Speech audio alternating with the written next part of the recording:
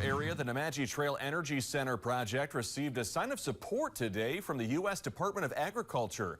The USDA's Rural Utilities Service has issued a finding of no significant impact, meaning they believe the project will not have any significant effect on the quality of the environment. The proposed natural gas plant would occupy about 26 acres near Superior.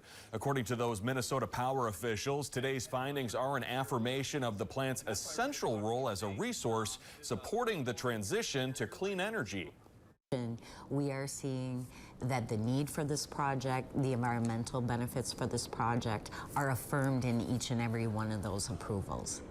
Amy Rutledge there says there are still several permits the facility would need to secure before they can break ground. Minnesota Power is working with Dairyland Power Cooperative and Basin Electric Power Cooperative to build that plant.